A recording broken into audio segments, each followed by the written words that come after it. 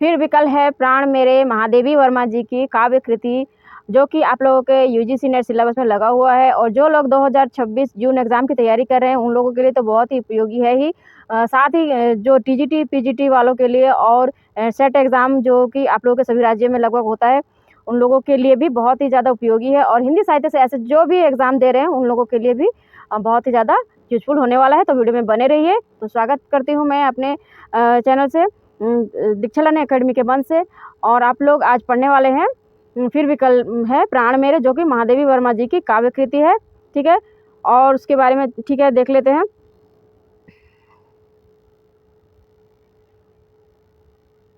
तो महादेवी वर्मा जी की काव्य कृति फिर विकल है प्राण मेरे किसमें संकलित है?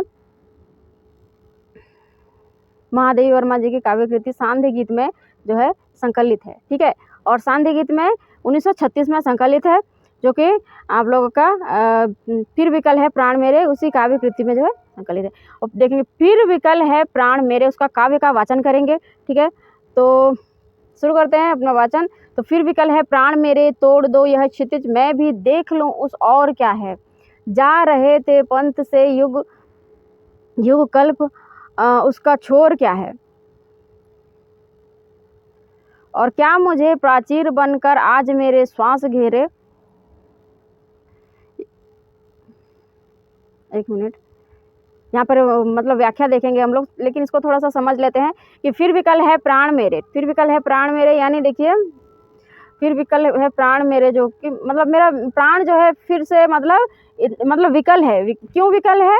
क्योंकि वो मेरी आत्मा जो है मतलब परमात्मा से मिलने के लिए आतुर है। और तोड़ दो यह क्षितिज, मैं भी देख लूँ और क्या है। तोड़ दो यह क्षितिज, क्षितिज किसे बोलते हैं? जो आकाश और पाताल के मिलन स्थल जो है उसे क्षितिज बोला जाता है। ठीक है, तो इस क्षितिज को जो है तोड़कर जो है मैं देख लूँ, मतलब उसके पार मतलब क्या है मतलब। ठीक है, और जा रहे थे जिस पंथ से युग कल्प, और उसका छोर क्या है। यानी जिस पथ से, यानी पंथ यानी जिस ओर से मतलब युग कल्प जो बीत रहे हैं, यानी समय जो बीत रहा है, युग कल्प। कल्प और युग जो है बहुत ही लंबा अवधि होता है, कल्प तो और भी ज़्यादा।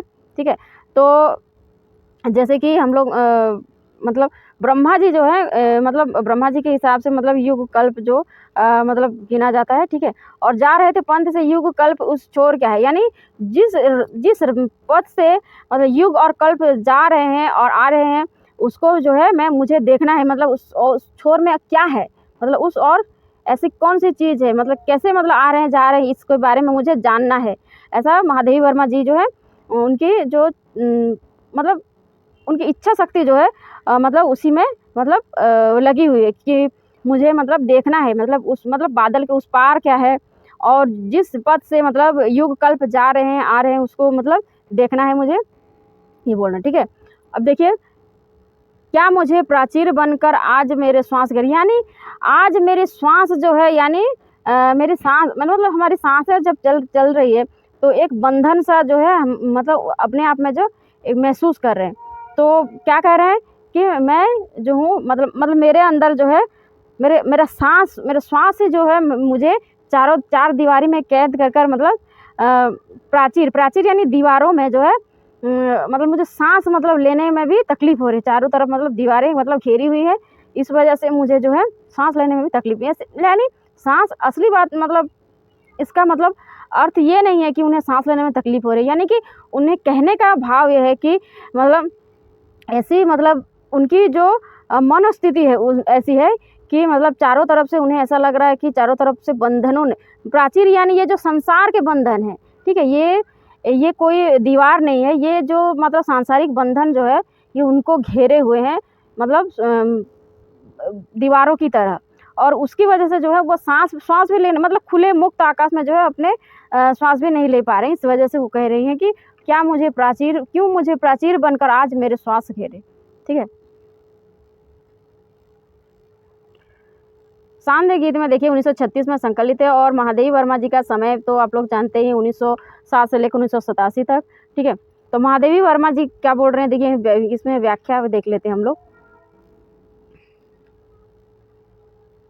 ठीक है, तो महादेवी जी कहते हैं कि हे प्रियतम, आज मेरे प्राण जो है अत्यधिक व्याकुल हो रहे हैं। मैं आज यह देखने के लिए व्यग्र हूँ कि क्षितिज के उस पार क्या है।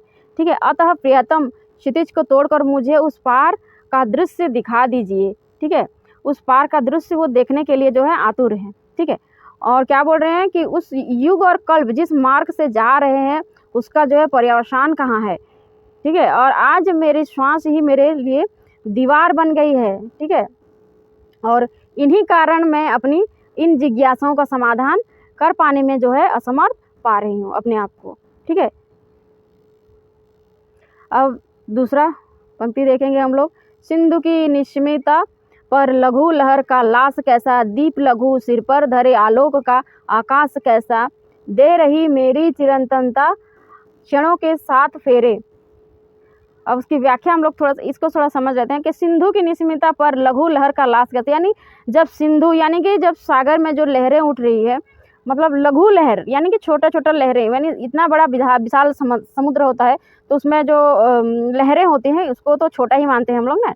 तो ये लघु लहर का लाश यानी एक नृत्य होता है, यानी ये किस तरह का नृत्य कर रहा है कि दीप लघु सिर पर धरे आलोक का आकाश कैसा, यानी दीप यानी छोटा सा दीपक होता है, लघु दीप होता है यानी कि छोटा सा दीपक, लेकिन सिर पर धरे आलोक का आकाश कैसा, यानी लेकिन जो उसमें जो प्रकाश निकलती है वो बहुत मतलब चारों तरफ का जो है अंधेरा को दूर करने के लिए सहायक होती है।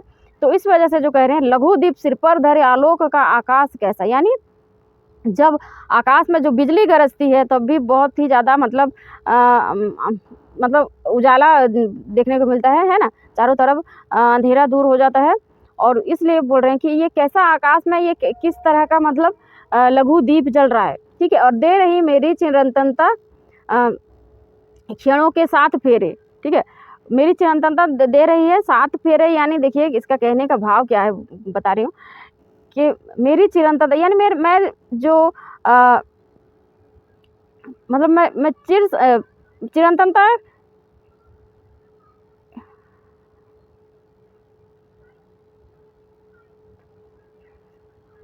अच्छा ये बोल रहे हैं कि मेरी चिरंतनता जो 7 फेरे, यानी कि मैं ये सब देखकर जो है मतलब मुझे इसका जो है इसके बारे में जो है जानने का जो आग्रह हो रहा है। ठीक है, तो उसके बारे में मैं किससे पूछूं, है ना। अरे अब व्याख्या देख लेते हैं हम लोग। व्याख्या उसके बारे में देखिए। संसार की प्रत्येक वस्तु चिरंतनता मानते हुए महादेवी जी कहते हैं कि सीमा रहित सिंधु वक्षस्थल पर ये छोटी छोटी लहरें का कैसा नृत्य कर रही हैं, और इसी नृत्य के में आखिर कौन सा रहस्य छुपा हुआ। ये छोटे से दीपक अपने मस्तक पर प्रकाश के आकाश को कैसे धारण किए हुए हैं। और देखिए भाव यह है कि दीपक छोटा सा है, किंतु फिर भी जिस प्रकाश को फैला रहा है वह आकाश के समान व्यापक है। अब आखिर में क्या कह रहे हैं, देखिए आखिर इसमें ऐसा कौन सा रहस्य है जो इन वस्तुओं को देखकर आज मुझे ऐसा प्रतीत हो रहा है कि मानो मेरी चिरंतनता क्षणों में 7 फेरे दे रही है। अर्थात इस संसार में प्रत्येक वस्तु जो है चिरंतन और शाश्वत है, चिरंतन और शाश्वत। ठीक है, अब इसके बारे में विशेष कुछ जो उसकी पंक्ति में जो दिया हुआ है, इस पंक्तियों में देखिए क्या दिया है। कवयित्री ने संसार के पदार्थों के प्रति जो जिज्ञासा व्यक्त की है उसका रहस्यवाद की स्थिति है। यानी अब महादेवी वर्मा तो रहस्यवादी कवि तो है ही, क्योंकि सभी छायावादी कवि जो है रहस्यवादी कवियों में भी गिने जाते हैं। ठीक है, तो महादेवी वर्मा भी उससे कैसे अछूता रह सकती है। और यहाँ पर देखिए, यहाँ पहले और दूसरे पंक्ति में जो है मानवीकरण अलंकार है। मानवीकरण अलंकार किसे कहा जाता है, मतलब कोई निर्जीव वस्तु में अगर आप लोग देखेंगे कि अगर निर्जीव वस्तु में मनुष्य का गुण अगर उसमें उदाहरण के तौर पर दिया जाता है तो उसको मानवीकरण अलंकार कहते हैं। ठीक है, अब देखेंगे तीसरा पंक्ति। देखिए, बिंब ग्राहकता कणों को सलभ चिर साधना दी और पुलक से नभ नभ धरा को कल्पना में वेदना दी। मत कहो हे विश्व झूठे, है अतुल वरदान तेरे, है अतुल वरदान तेरे। यहाँ पर देखिए मतलब महादेवी वर्मा जी क्या कहने का मतलब उनका प्रयत्न कर रही हैं कि ऐसे बोल रहे हैं कि मतलब पूरा संसार के जो प्राणी हैं, ठीक है, विश्व किसे कह रहे हैं, विश्व के संसार के प्राणियों को बोल रही हैं, ठीक है, जो भी जीव हैं मतलब सभी कुछ ना कुछ मतलब ऐसे मतलब आरोपित करते हैं कि भगवान के ऊपर कि हमें ऐसा कुछ नहीं दिया या ऐसा कुछ, लेकिन सभी को कुछ ना कुछ जो है गुण भगवान ने दिया ही हुआ है। तो ऐसा मतलब महादेवी वर्मा जी बोल रहे हैं कि ये झूठे आरोप मत लगाओ, ठीक है, क्योंकि सभी के अंदर कुछ ना कुछ भगवान ने ऐसा गुण दिया है जो कि सबसे अलग है, ठीक है। तो इसके देखेंगे, देखिए बिंब ग्राहकता कणों को सलभ के चीर साधना दी, यानी बिंब ग्राहकता कणों यानी छोटे से छोटे कण को भी जो है मतलब बिंब ग्राहकता यानी छोटे मतलब उसको कुछ ना कुछ उसे बिंब धारण करने का जो है साधना यानी देखिए उसको मतलब उसमें कुछ ना कुछ ऐसा गुण दिया है, छोटे से छोटे कण को कुछ ना कुछ आकार दिया है, ठीक है। उसको साधना यानी यहाँ पर उसे कुछ आकार दिया है, कुछ महत्व दिया है, ठीक है, कुछ कार्य दिया है, ऐसा आप लोग समझ सकते हैं। तो बिंब ग्राहकता यानी सभी की कणों में, छोटे से छोटे कण में भी कुछ ना कुछ आप लोग बिंब ग्रहण कर सकते हैं, ठीक है।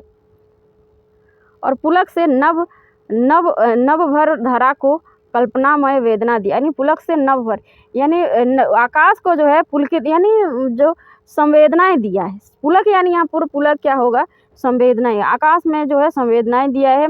और भर धरा को, अच्छा धरा को कल्पना में वेदना दिया, यानी अब धरा को यानी पृथ्वी को जो है क्या दिया, वेदना दिया। वेदना यानी ऐसी वेदना नहीं, कल्पना में वेदना जो कि उसमें मतलब सभी तरह का जो है मतलब सहन करने की जो है उनके अंदर जो है शक्ति दिया है, ठीक है। जो भी हम लोग कार्य कुछ भी कर रहे हैं, जैसे कि पृथ्वी पर हम लोग कुछ जैसे ज़मीन खोद रहे हैं, ठीक है, पानी के लिए जो भी गड्ढा कर रहे हैं और कुछ भी कर रहे हैं, नदी तालाब कुछ भी जो हम लोग बना रहे हैं, या फिर बहुत सारे ऐसे कार्य कर रहे हैं जो कि हमारी पृथ्वी को भी असहनीय पीड़ा हो रही है, लेकिन फिर भी उसने जो है कभी भी कुछ कहा नहीं, ठीक है। तो इसलिए उन्हें क्या दिया, कल्पना में वेदना दिया, यानी उन्हें सहन शक्ति दिया, ठीक है।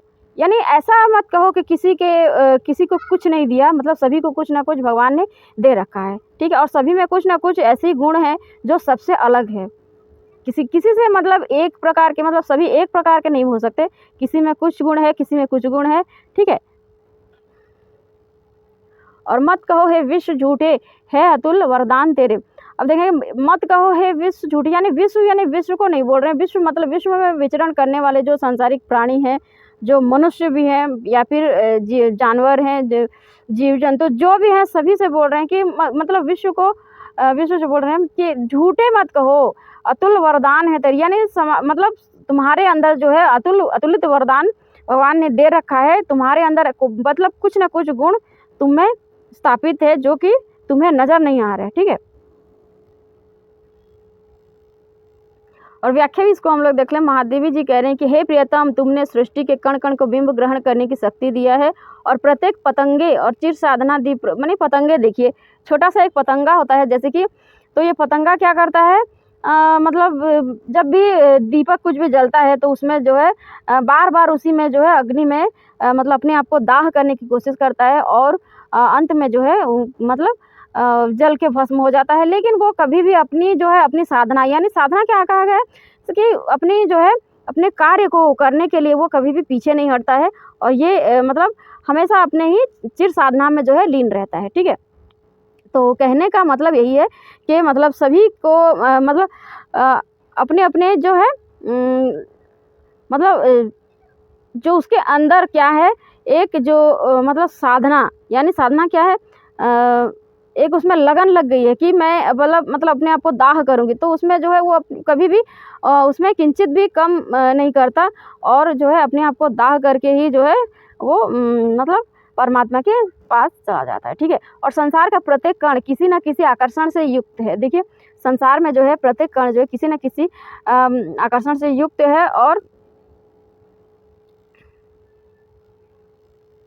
देखिए सलभ प्रकाश, ठीक है। अब देखिए सलभ प्रकाश पर मिटने की सलभ प्रकाश पर मिटने की चाह लिए हुए हैं, और किंतु उसका यही बलिदान अमर बना देता है। अब देखिए, जो छोटा सा कीट पतंगा होता है वो तो आत्म बलिदान कर ही देता है, लेकिन ये आत्म बलिदान क्या होता है, उसका जो है उसे अमर बना देता है। ठीक है, ऐसा नहीं है कि वो मर गया, यानी वो अमर हो गया, ऐसा हम लोग बोलते हैं। ठीक है, तो आकाश में प्रकट होने वाली तारे मानो उसके रोमावली और उसकी पुलकन को प्रकट कर रहे हैं, और आकाश को पुलक तुम्ही ने तो प्रदान की है, और धरती की उर्वर कल्पना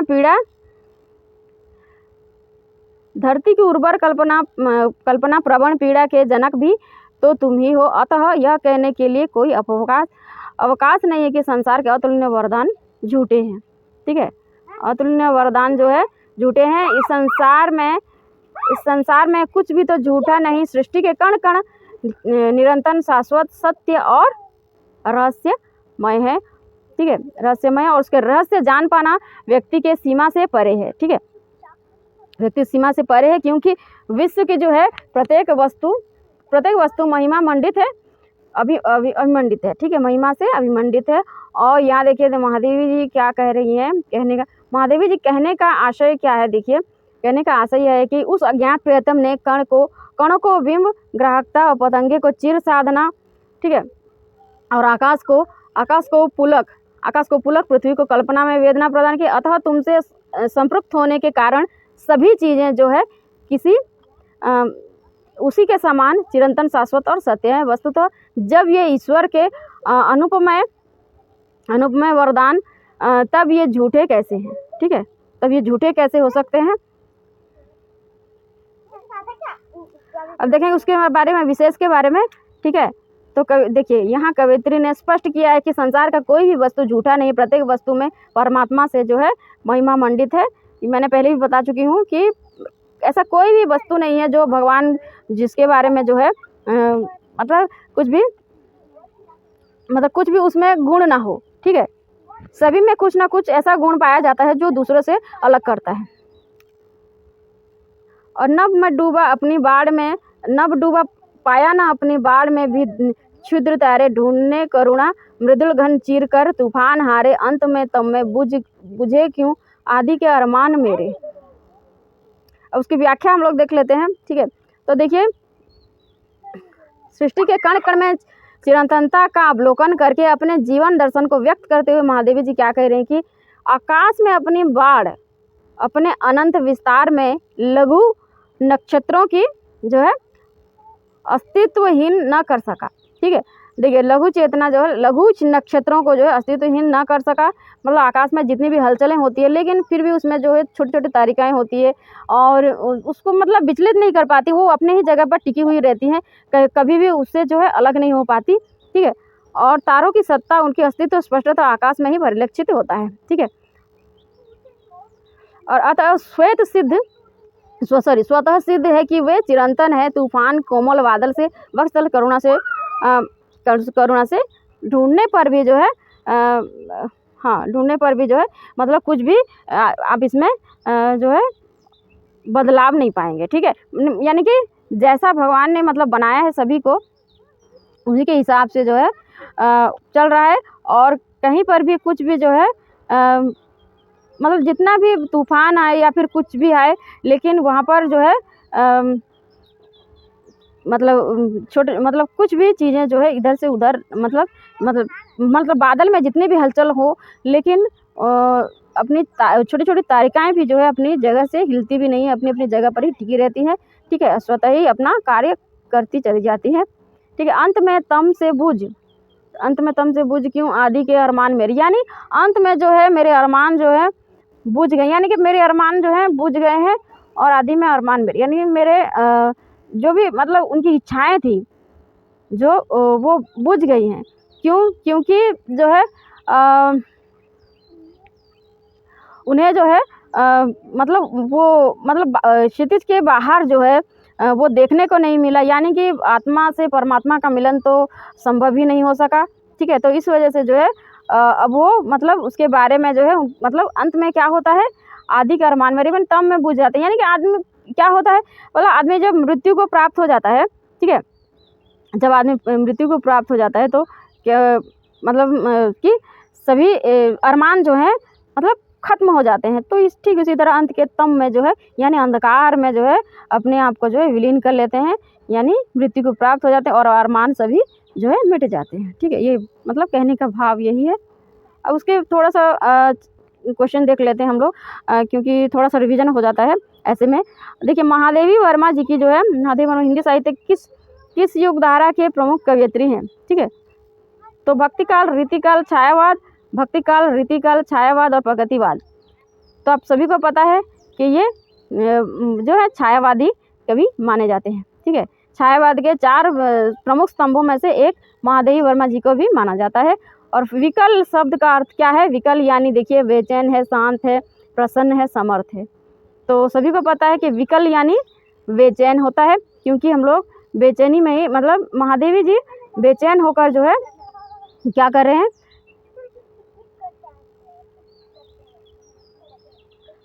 बेचैन होकर क्या कर रहे हैं कि बेचैन होकर जो है मतलब भगवान से मिलने के लिए जो है यहाँ पर एक ये मतलब भगवान से मिलने के लिए आतुर हैं। ठीक है, उनके प्राण जो है विकल हैं, विकल और बेचैन। तो प्रश्न नंबर 3 देखिए, कविता का मूल भाव क्या है? भौतिक सुखों की लालसा, प्राकृतिक सौंदर्य का वर्णन, अज्ञात अनंत सत्ता की खोज, अज्ञात अनंत सत्ता की खोज, अज्ञात अनंत सत्ता की खोज और मिलने की व्याकुलता, सामाजिक समस्याओं का चित्रण। देखेंगे हम लोग, तो इसका उत्तर है अज्ञात अनंत सत्ता की खोज और उनसे मिलने की जो है व्याकुलता है। ठीक है, प्रश्न नंबर 4 देखें, कवयित्री किसे तोड़ देने की बात कर रही हैं और ताकि उस और देख सकें। ठीक है, तो दीवारों को देखिए, दीवारों को, क्षितिज को, आकाश को, बंधन को। तो यहाँ पर उत्तर आप लोग देख पा रहे हैं। ठीक है, क्षितिज को तोड़कर जो है यहाँ पर देखने के बारे में बोल रहे हैं। ठीक है, तो उस और क्या है जानने की इच्छा क्या दर्शाती है? जिज्ञासा और अज्ञात सत्ता की खोज। ठीक है, और भय का डर, निराशा और अज्ञानता। तो यहाँ पर हो जाएगा जिज्ञासा और सत्ता की खोज। ठीक है, जिज्ञासा और सत्ता की खोज। तो अभी हम लोग देख रहे थे ये महादेवी वर्मा जी फिर विकल है प्राण मेरे। तो इसके आगे हम लोग पढ़ेंगे उनकी अगली कविता के बारे में। तो तब तक के लिए धन्यवाद। अगर वीडियो मेरा अच्छा लगा हो तो आप लोग वीडियो को मेरा लाइक कीजिए, शेयर कीजिए और चैनल को सब्सक्राइब करके रखिए। ठीक है, आगे मैं आप लोगों के लिए ऐसे ही वीडियो फ्री में जो है प्रोवाइड करती रहूँगी। ठीक है, तब तक के लिए धन्यवाद। अगर आप लोगों को PDF चाहिए तो मेरे टेलीग्राम चैनल से जुड़ जाइए। ठीक है।